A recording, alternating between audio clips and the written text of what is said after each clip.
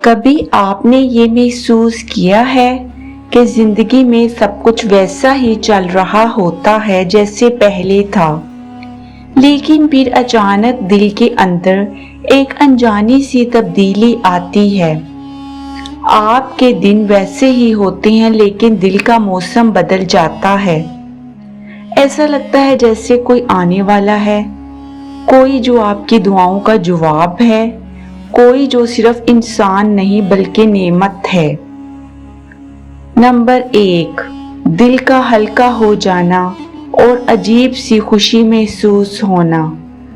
آپ خود حیران ہوتے ہیں کہ دل اتنا پرسکون کیوں ہے۔ نہ کوئی بڑی کامیابی ملی، نہ کوئی خاص خبر، لیکن اندر سے دل خوش ہے، مطمئن ہے۔ یہ اللہ کی طرف سے ایک روحانی اشارہ ہوتا ہے۔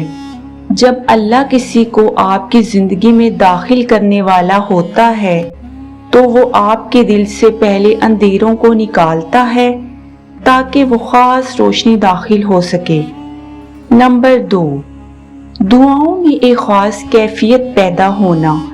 آپ بار بار اللہ سے مانگنے لگتے ہیں، یا اللہ میرا نصیب اچھا کر دے، یا رب مجھے وہ دے دے جو میرے حق میں بہتر ہو، اور آپ کو خود نہیں پتا ہوتا کہ آپ کیوں اتنا مانگنے لگے ہیں۔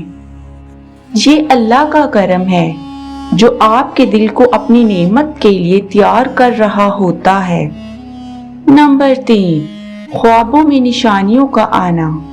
کبھی آپ خواب میں کسی انجانے کو دیکھتے ہیں، کبھی کسی جانے پہچانے چہرے کو بار بار۔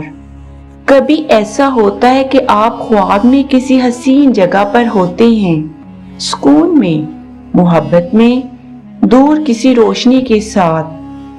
یہ خواب معمولی نہیں ہوتے، یہ روحانی کڑی ہوتے ہیں آپ اور آپ کے نصیب کے درمیان۔ نمبر 4، بے ترتیب اتفاقات جو معمولی نہیں ہوتے۔ مثلاً وہی شخص جس سے آپ کا رابطہ ختم ہو چکا تھا اچانک دوبارہ زندگی میں آ جائے، جس کا آپ نے کبھی تصور بھی نہیں کیا، اس کا ذکر آپ کے آس پاس بار بار ہونے لگے، یا کوئی نیا شخص اچانک ایسے آپ کی زندگی میں داخل ہو جیسے وہ ہمیشہ سے اس کا حصہ ہو۔ یہ سب اتفاق نہیں ہوتے۔ نمبر 5، آپ کے اندر کی صفائی شروع ہو جانا۔ جب اللہ کسی کو آپ کی زندگی میں لانا چاہتا ہے تو سب سے پہلے وہ آپ کو اس قابل بناتا ہے۔ آپ کی سوچ، عادتیں، دعائیں، نیت، سب کچھ بہتر ہونے لگتا ہے۔